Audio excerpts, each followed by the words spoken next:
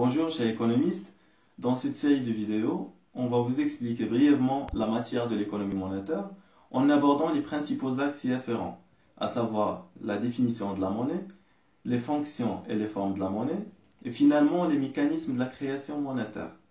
Donc pour cerner la notion de la monnaie, on a retenu 3 définitions, chacune d'elles traite un aspect particulier. Donc commençons par la définition fournie par Ercost et G. Cernès. La monnaie, c'est un pouvoir d'achat ou de choix dont l'exercice peut être immédiat ou différé. Elle est une créance sur l'économie dans laquelle elle a été émise. Elle est la fraction la plus liquide du patrimoine après avoir été l'expression du revenu individuel. Aussi, la monnaie, c'est un moyen de paiement utilisé pour effectuer les règlements sur les marchés des biens et services ou encore des dettes.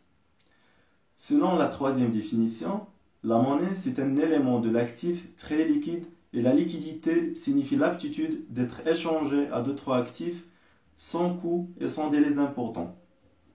Traditionnellement, la monnaie est définie par les 3 fonctions qu'elle est supposée exercer, à savoir la monnaie comme intermédiaire des échanges, la monnaie comme réserve de valeur et enfin la monnaie comme unité de compte.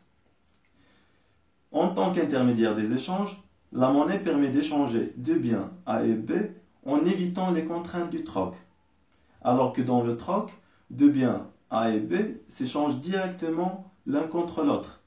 Dans l'échange monétaire, deux biens A et B s'échangent par l'intermédiaire d'un instrument spécifique qui est la monnaie.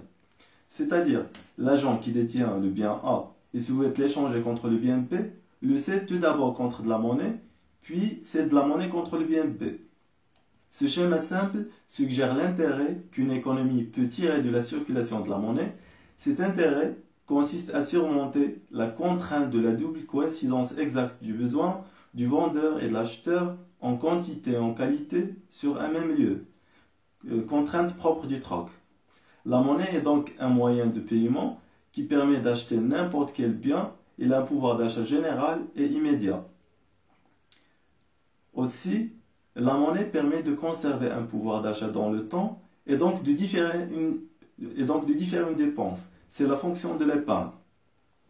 Le modèle précédent de la monnaie comme intermédiaire des échanges fait montrer que les deux moments de l'échange, c'est-à-dire la cession du bien A contre de la monnaie, puis la cession de la monnaie contre le bien B, ne sont pas simultanés et que pendant le temps qui les sépare, la monnaie exerce la fonction de réserve de valeur.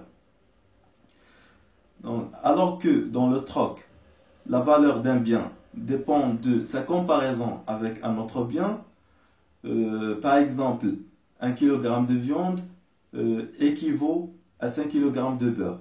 Dans l'échange monétaire, les valeurs de tous les biens sont référées à la même unité monétaire. Par exemple, 1 kg de viande vaut 50 dirhams et 1 kg de beurre vaudra par exemple 10 dirhams. Dans l'échange monétaire, dans le système monétaire, c'est donc le prix qui traduit la valeur d'un bien en monnaie. Ainsi s'achève notre vidéo. Merci de poser vos questions dans des commentaires.